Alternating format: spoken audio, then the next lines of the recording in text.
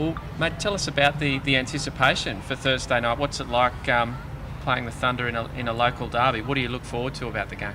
Well, obviously we want to keep up our winning record, but now there's a lot of pressure on that to keep that going forward. And I mean, especially since it's the last league game before.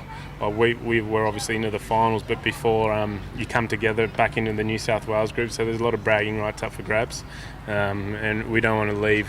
Do want to finish this season having lost to our mates across town. So I think we still haven't put a game of cricket together on the board that we're really happy with. We're able to get 4 wins away, but in each game at different stages we've probably performed a little bit poorer than what we'd like to. So we're actually really looking forward to and happy that we've still got a lot of improvement in us. So hopefully, leading into the finals, we can start ticking some of those boxes, and then when we do hit the finals, we're really hitting the ground running. Look, whether we go to Adelaide or Perth or Melbourne, it's really sort of irrelevant to us. I think, with our team, we can sort of, we should be able to play well at any of those grounds and against any of those outfits. So, we're looking forward to wherever we have to travel, and just all we want to do is be playing good cricket when we do need to.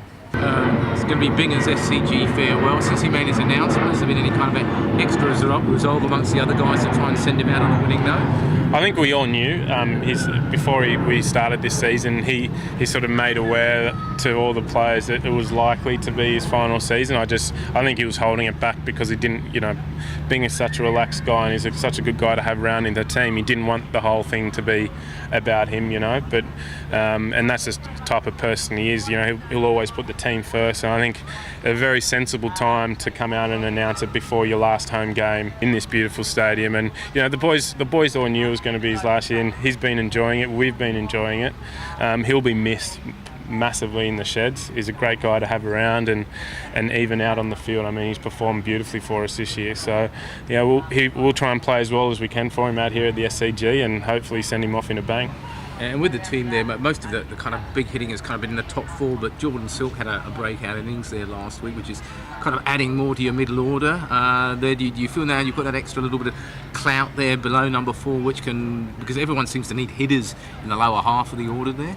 Yeah, like I know a little bit got said in our first few games about possibly Silky and Ryan not being able to clear the boundary, the number 5 and 6, and we obviously had someone like Sean Abbott batting at 7, who everyone knows can clear the boundary well, but we stuck with 5 and 6 because as teammates and as team members and the coaching staff, we know they can clear the boundary. They just haven't had the opportunity to show it yet in the BBL at that stage anyway. Ryan did it for New South Wales in a lot of one-dayers before, and we've seen Silky batting beautifully in the nets and in trial games, and more importantly at 5 in the first 4 or 5 games, he actually won us 2 games just batting sensibly and being 30 not out at the end of the innings and hitting the winning run. So in the middle order, it's not always about clearing the fences, but being able to, if you need 8 runs and over, being smart about how you get those 8 runs and over. It's not necessarily just hitting sixes, and I think with Jordan and Ryan, we've got 2 really smart batters that there's always more than one way to skin a cat.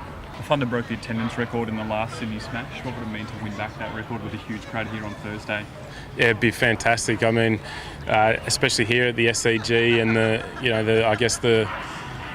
the atmosphere and the tradition that you have here. Obviously, we're playing a 2020 game, so the tradition goes out the window a little bit. But the atmosphere here is fantastic. It gets loud, and you just feel a little bit closer to the action, a little bit closer to the wicket. So hopefully, our supporters and their supporters do come out and back us up in this local Sydney Smash.